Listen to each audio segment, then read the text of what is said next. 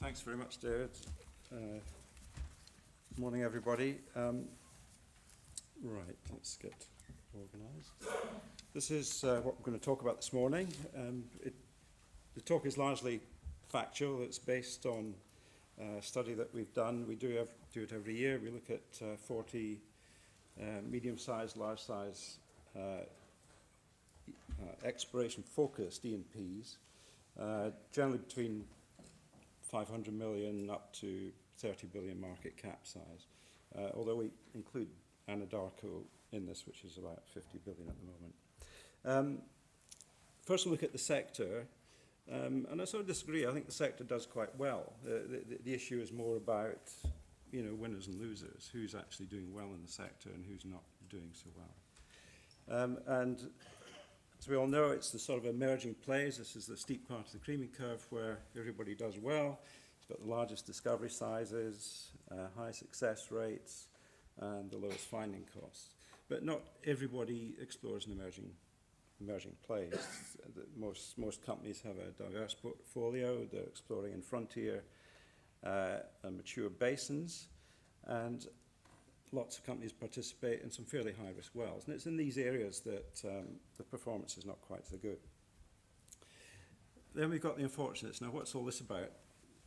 Is there such a thing as bad luck? I heard the word luck, actually, in the previous talk. I'm not a believer in luck.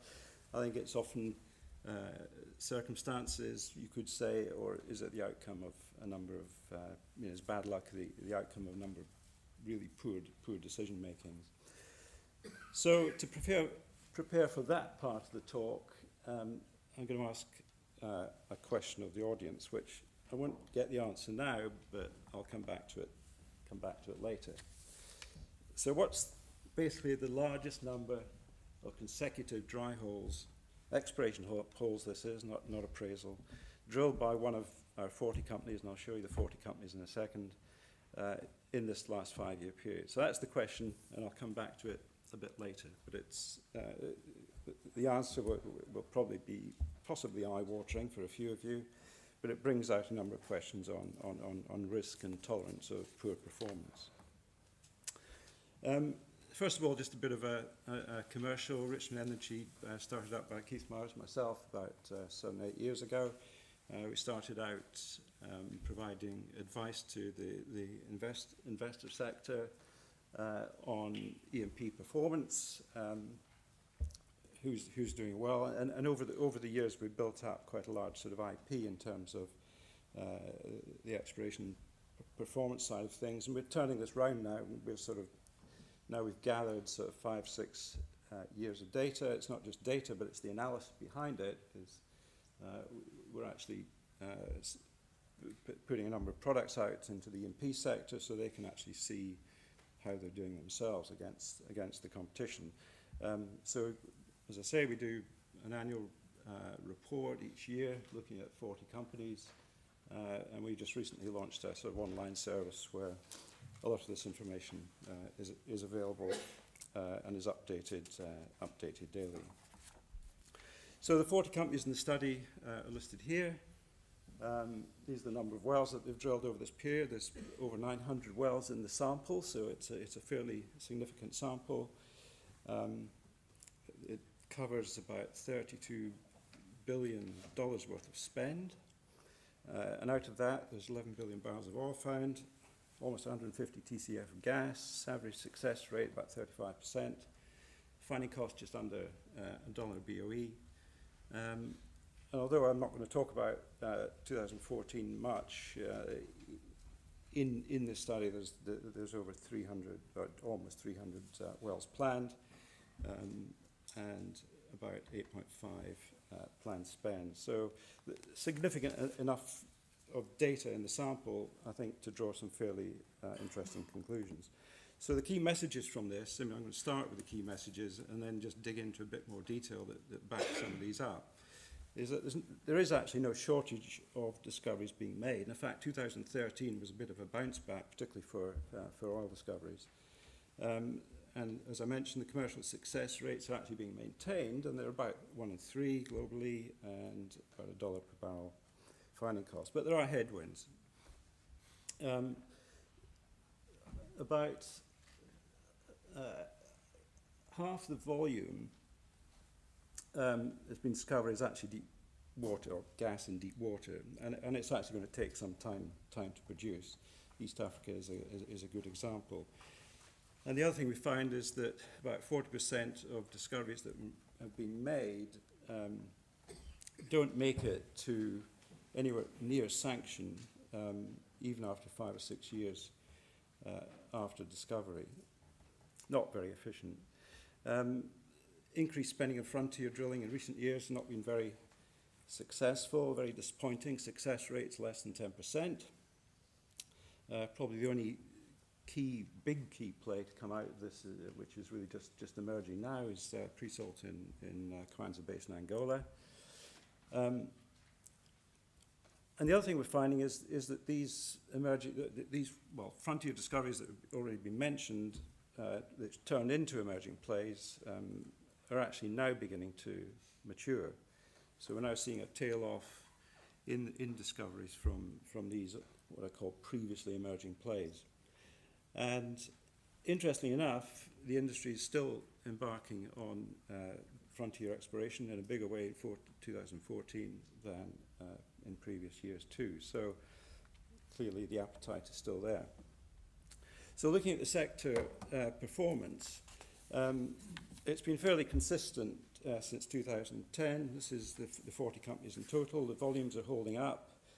There are some large gas volumes on the right-hand side. You see 2011-12, which is largely Eastern Med and East Africa. And as I say, 2013 was a much better year for finding oil. If we split this into the two groups of companies, the large caps and the small, the mid caps, I should say, then we start seeing some differentiation. And the top section of the chart is the large caps, and you can see top left there, there's actually a declining success rate over this period.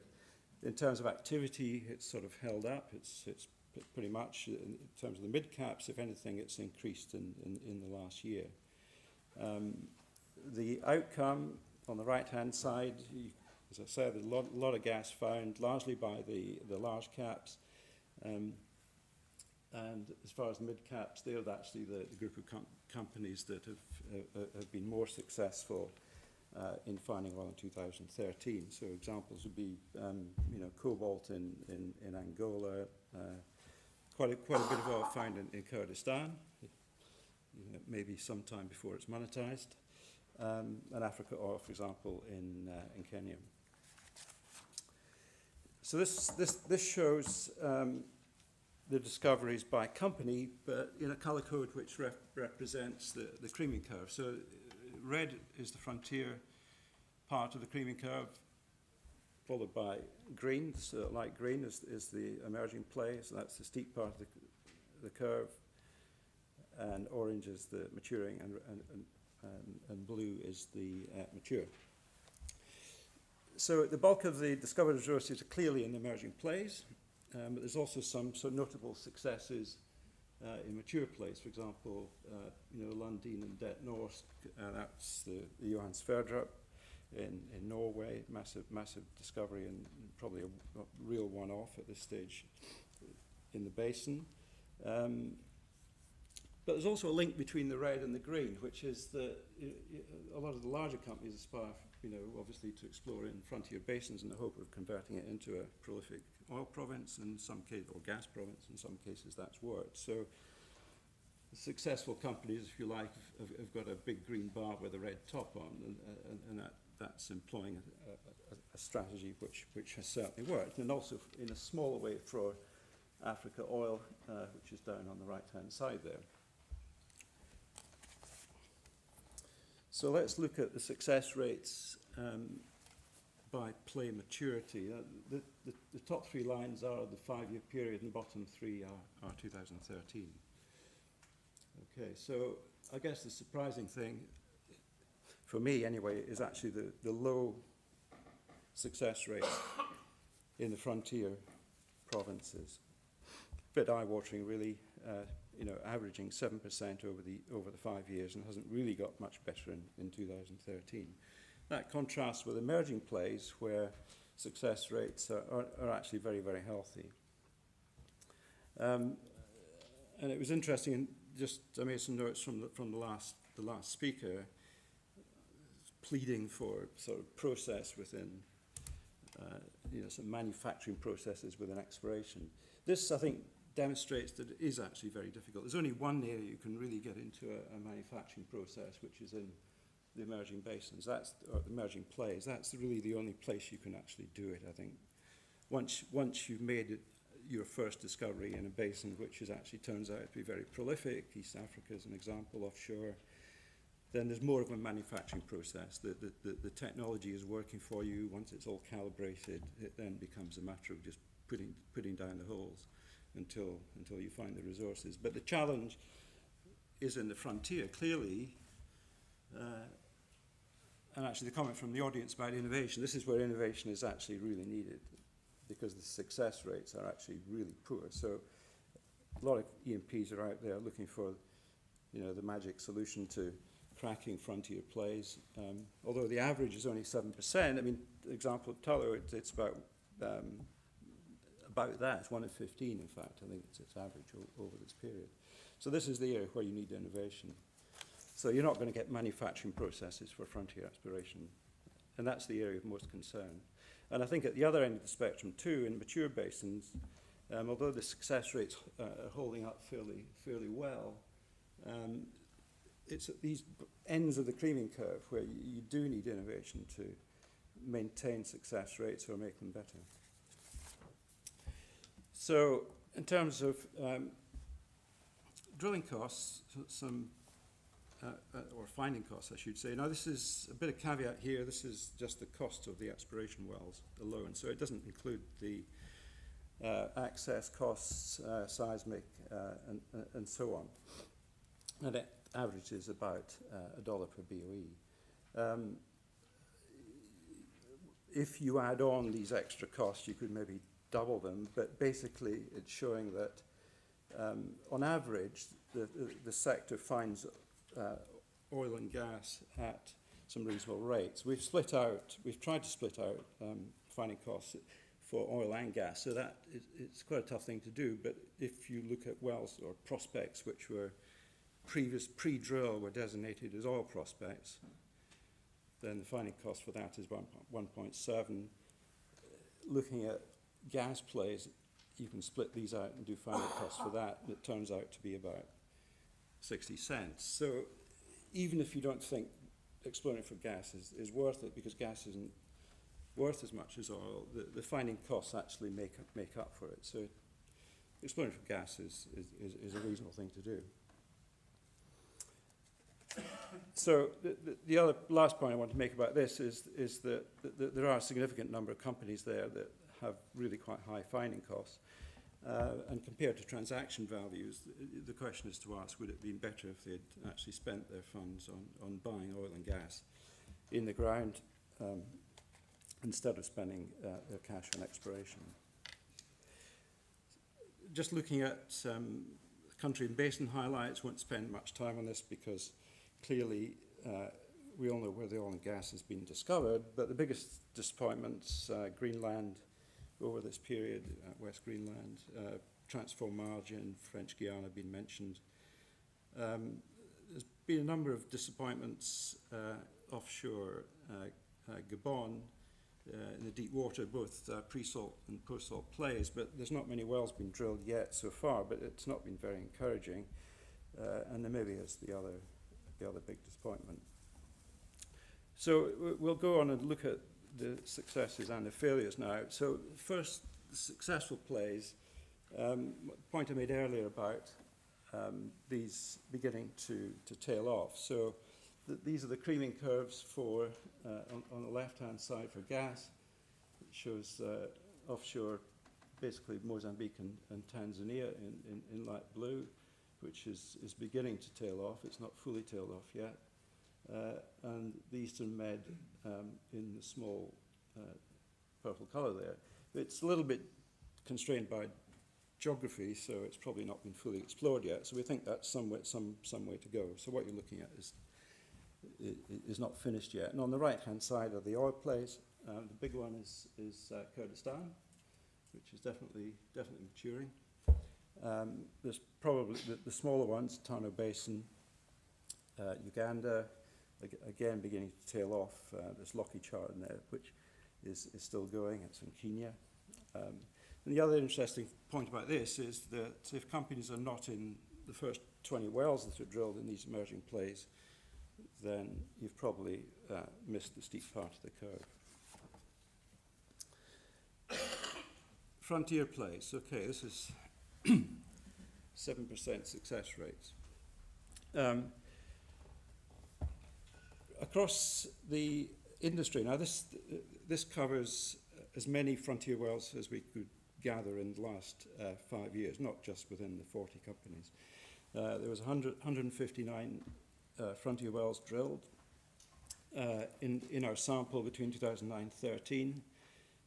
They generated 14 commercial discoveries or plays in 9 different basins. So drilling cost $11.2 billion, commercial success rate of 9%, slightly better than the group of 40, but not that different. Is there a difference between offshore and onshore? The better success rates, funnily enough, were drilled in shallow water. But the interesting fact is about whether you can go it alone is whether companies are better exploring at high equity in these sort of plays. The answer is no, because where there was equities greater than 75%, the success rate was just an eye-watering 1 in 49. So, I mean, clearly exploring frontier plays needs cooperation, it needs peer review, needs partners to join together to obviously not to defray risk, but actually to come up with these innovations that make successful exploration at this stage. When we analysed what went wrong, then generally it was reservoir quality. So that was one area where the industry was falling down, is this inability to understand reservoir quality in these plays. But also the other factor was hydrocarbon charge, and that was particularly in the offshore and deep water wells. So the main messages so far is that there is declining success rates over the cycle, and I think that's due to these emerging plays becoming mature. You have to be in there early if you're going to be successful. Interesting statistic that the larger fields are more difficult to find, so the statistics say that only 1 in 15 of the commercial discoveries were over 100 million barrels. Only 10 countries out of 64 found commercial hydrocarbons, so there's a big issue there about where you go. And the finding costs of many companies were actually greater than current transaction costs for unappraised discoveries. So just to end up, we want to focus a little bit on the high-risk exploration and then make some comments about company strategy. Looking at prospect risking, I mean, there's clearly a big issue there. So we looked at this sample of wells, but instead of by creaming curve, we looked at the pre-drill and pre-drill sort of prediction and the post-drill outcome. Now we've categorized the wells in color here in terms of pre-drill risk. So the red are what we call the very high risk, so that's worse than 1 in 5 or 20%. High risk 1 in 4 to 1 in 3 in orange. Moderate risks are what we call 1 in 3 to 1 in 2, and dark green is better than 1 in 2. So there were 208 wells in the sample. They were drilling out 7.2 billion of prospective resources, spending about 10 billion in the process of doing it. But the outcome was 6.4 billion BOE, slightly less than predicted. And in the bottom, really need to look at the bottom 2 bubbles here. It's sort of prediction and outcome in terms of volume.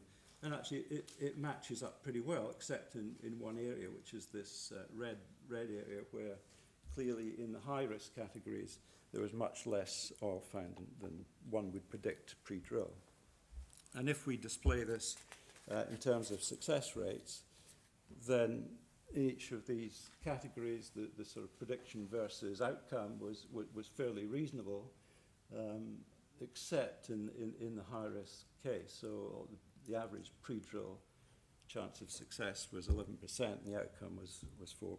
So there's a real big issue here about drilling high risk. The outcomes are just clearly not matching pre-drill predictions. We looked at the reason behind that, because in our database we have a sort of failure analysis for every well.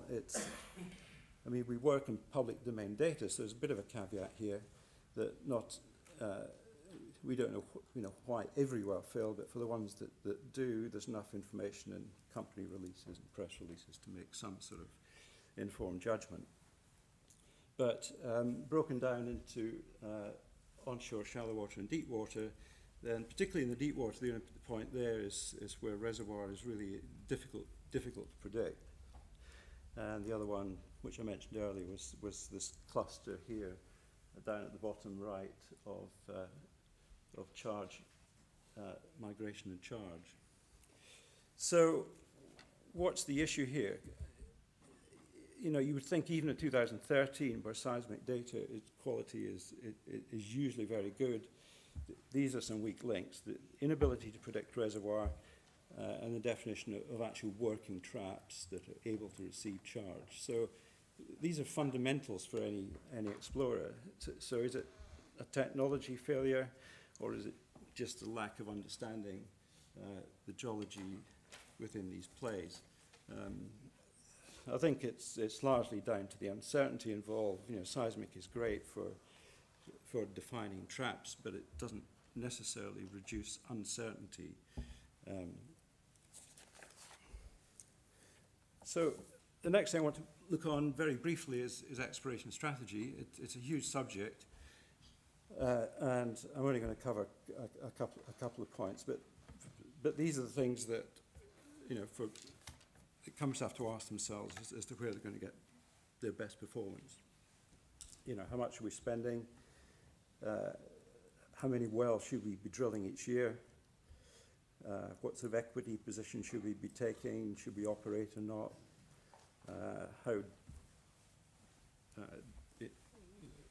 Do we want to focus on small number of plays, small number of countries, or actually have a diverse portfolio? And of course, in this sample group, we see all sorts of different strategic approaches. And actually, success isn't necessarily all down to one strategy. You can have a different sort of approach to the exploration game and still be successful. Looking at equity first shows the large caps. The equity positions on average over this period varies from about 60% on average down to about 30%, so quite a big difference. But there's a sort of rough correlation, I wouldn't say it's a perfect one, between the number of throws of the dice, if you like. Even though Tullow has one of the lower sort of equity positions on average during this period, it actually has probably the largest number of throws of the dice in the game. Looking at operatorship, again, a huge range of operatorship from 100% all the way down to less than 10%. It's the red bars are the large companies, the blue bars are the mid-caps. But does this make any difference? The analysis that I want to show you is the difference between success rates in wells that are operated versus wells that are non-operated, and I've split it for the large caps at the top and mid-caps at the bottom. Okay, so where we've got the positive, it means that there's a better success rate in wells that are operated by that company versus wells that where they are not the operator. And it's interesting, the split in the large caps. So the large caps are generally better operators, if you can assume, than the mid caps. But it also says something about here about choosing partners, examining exploration performance where companies don't have a lot of control over what they do. They're participating. It says something about the way that JVs work or don't work. And these are questions that companies should be asking and actually maybe even investors questioning. Slightly different point now, but it's about reserves to resources. It was a point made in this by the last speaker. We looked at all of the discoveries that have been made, and we took a recent poll to see where they were in the value chain, and it turns out that there is a lot of low-hanging fruit. So even for discoveries in 2013. So that's the number on the left. There's quite a lot of them were actually in production within a year. Generally, these are the onshore wells that are easy to tie in. There's quite a lot under development, but there's a lot in the appraisal phase, i.e. they're still being appraised at that stage. So there's a lot of low-hanging fruit, and that's gathered together in the first sort of couple of years. But what's interesting is that there isn't a sort of progression as you go through. So after about 5 years, well, actually this is 6 years ago, I've got 2008 there, there's still about 40% of the hydrocarbons that have been found in this period don't even appear to have gone past the appraisal stage. They're still sitting there. There's no obvious progress towards development. Okay, on the right-hand side, it's volume. The big years, 2010 or 11, are some of these very large discoveries, which are clearly already under development. So the issue here is, is the industry is it efficient enough? There's a lot of oil and gas sitting around in the ground, even after 5, 6, 7 years, looking for development funding. I call these perhaps opportunities. They're opportunities for companies looking for oil and gas in the ground. So I want to come back just to finish off here on that question. Okay, so the question was, what's the largest number consecutive dry sub-commercial exploration wells drilled by one of these companies over the period? So 17. Any others? 15. Well, you're pretty good. The answer is 17. How did you know that? You didn't tell me anything. I did. Okay, it's 17, but indeed, anything over 10 is quite common. Looking at that in a bit more detail, in terms of the creaming curve, where have these failures actually happened? And the one in the middle, Cairn, is dominated by Frontier, so it's drilled a lot of Frontier wells in a row without really being successful, and perhaps that's more understandable because these are high risk. But it's the stuff in orange which is more interesting. That's in maturing and mature plays. And we have to ask the question there is that how come in basins where play risk has been largely eliminated, the geology is well understood, but we get, at least from a number of companies, a sequence of dry holes of this magnitude. Is it something to do with the technology again, or is it just poor decision making? I mean, the simple maths tell the story that this is fairly easy to do, but if you drill a succession of prospects that have got an average COS of 8%, then the chance of drilling 10 dry holes in a row is 43%. So if you're exploring continually at frontier provinces where the risks are known to be high, one can expect there's going to be a sequence of dry holes. It's at the other end of the spectrum where the real difficulty lies. So the average success rate's globally about 1 in 3, so 33%. Chance of drilling 10 dry holes in a row is about 2%. So, I mean, while company management might tolerate a string of dry holes that investors certainly don't. So, key message in summary, just wrap up. You've seen the key messages already. Main conclusions.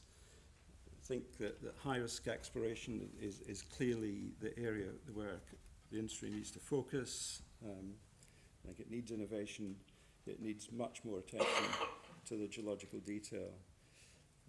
There's some lessons at strategic level companies. This is just one of them, but there are probably others, which is don't explore high-risk plays with high equity.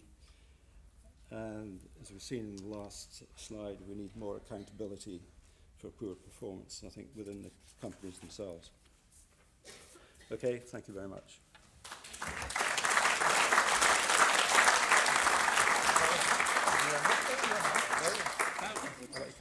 Okay, any questions from anybody? Yeah, please. Natalie, microphone. Yeah. Yeah. And if you'd say who you are and where you're from, that'd be great. Hello. My name is Bob Lambert with Petra Petroleum. I'd like to make two observations that I think are relevant to your presentation.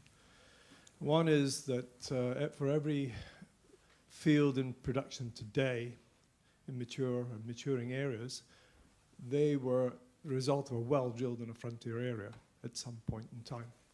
So if we stop or reduce drilling frontier wells, then the future E&P specialists will not have a job. The second thing is companies, or investors, let's say, of companies, tend to choose their investments based on the strategy of the company, not the other way around. And in my personal experience, I have an investor base that specifically wants to be exposed to the frontier, knowing the risks, because in their portfolio, they have their downside already covered. So it's very easy for people to look at individual companies and say, well, that was a bit of a waste of time. Crap management, terrible decision-making, waste of money. But you've got to realize the context in which these things are done. Shell and BP and others all owe their success today to their frontier exploration strategy of 50 years ago. Sorry, I was struggling to hear a question in there. It wasn't a question. I said at the very beginning, it was a statement. I think there needs to be a response to recognize that there is a role to play for frontier. And if you pick on frontier all the time, as seems to be the case in the press, then we're missing the point. There has to be some investment in frontier. And, you know, individual years of statistics are a very dangerous thing to rely on. No, I don't think there's any shortage of companies willing to do frontier exploration. We're seeing that it's actually increasing. In this group of companies, it's increasing year on year over the last 3-4 years. And you saw from the discovery chart by company that the successful companies have got that red blob on top of the big green blob. So that is the successful strategy. So I think that's all very clear. I think the point I'm trying to make is just quantify what the risks are and make some comments that actually it's a pretty risky game and we could do with some better performance in that area. And that's the area for companies to concentrate on, I think. Okay, yeah, please. Eugene from SPE, but my comment is not on behalf of SPE. My question is, like, based on your presentation, you can see most of the findings are coming from the frontier markets such as Africa, East Africa. But you haven't mentioned something, especially recent changes in the local content law and production sharing agreement. How do you see the future of the industry landscape, especially now most of the NOCs are trying to raise the equity to develop some of those reserves and exploration asset? That's a difficult one. I mean, it's this balance between, you know, governments aren't in a position to, participate in high risk. I think it's better that they don't. But there's every reason why they should participate in emerging plays once they've been discovered. And I think that would be the area area to focus on. So I guess that comes down to the question of making sure that you write your PSC rules in the right way so that you can participate at an appropriate level once these discoveries are made. I don't know if that answers your question. Yeah. Stuart.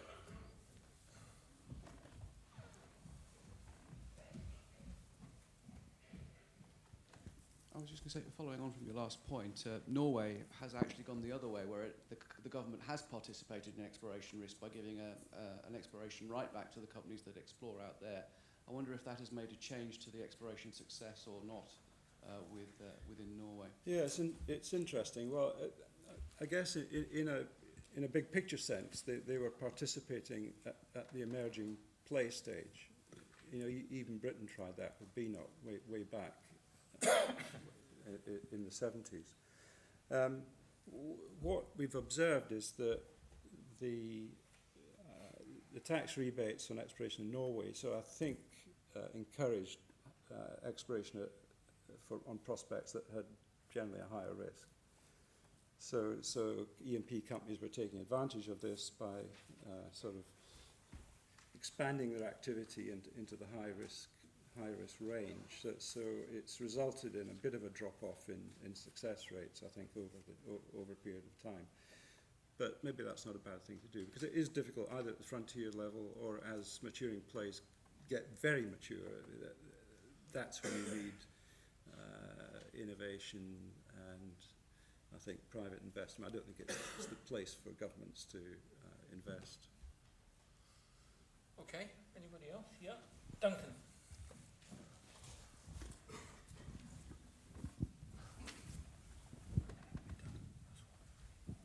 Duncan McGregor.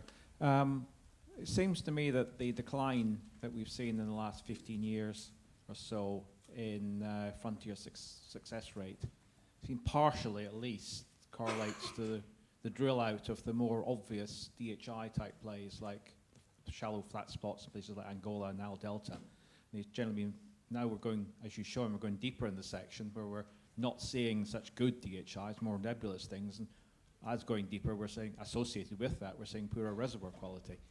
I wonder where you had statistics actually showing of where you could analyze these success rates as to what wells had some form of geophysical indicator to them and which didn't, whether that made a difference.